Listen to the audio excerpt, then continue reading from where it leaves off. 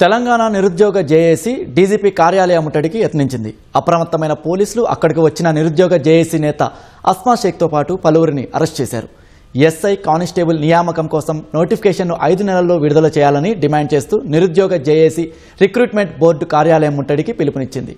నియామకం కోసం విడుదల చేసే నోటిఫికేషన్లో 20,000 పోలీసు ఉద్యోగాల భర్తీ చేపట్టాలని జేఏసీ నేతలు డిమాండ్ చేశారు.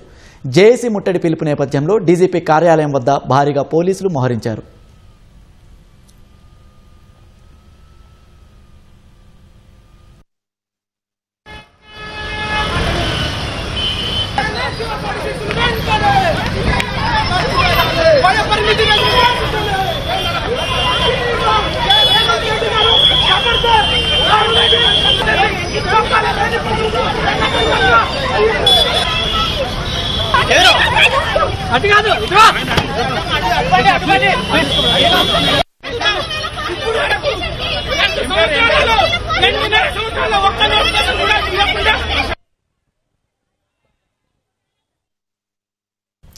తెలంగాణ నిరుద్యోగ జేఏసీ డీజీపీ కార్యాలయ ముట్టడికి యత్నించింది.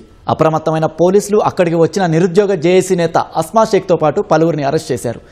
ఎస్ఐ కానిస్టేబుల్ నియామకం కోసం నోటిఫికేషన్ను 5 నెలల్లో విడుదల చేయాలని డిమాండ్ చేస్తూ నిరుద్యోగ జేఏసీ రిక్రూట్మెంట్ బోర్డు కార్యాలయం ముట్టడికి పిలుపునిచ్చింది. నియామకం కోసం విడుదల చేసే నోటిఫికేషన్లో 20,000 పోలీసు ఉద్యోగాల భర్తీ చేపట్టాలని జేఏసీ నేతలు డిమాండ్ చేశారు. జేఏసీ ముట్టడి పిలుపు నేపథ్యంలో డీజీపీ కార్యాలయం వద్ద భారీగా పోలీసులు మోహరించారు.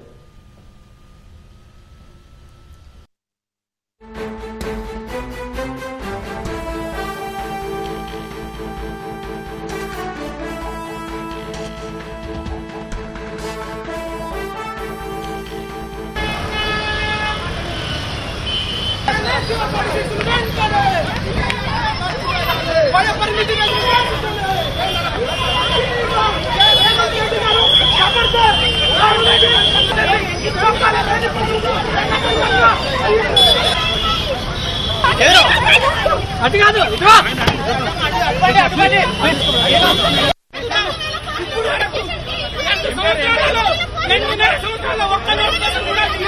ఇప్పుడు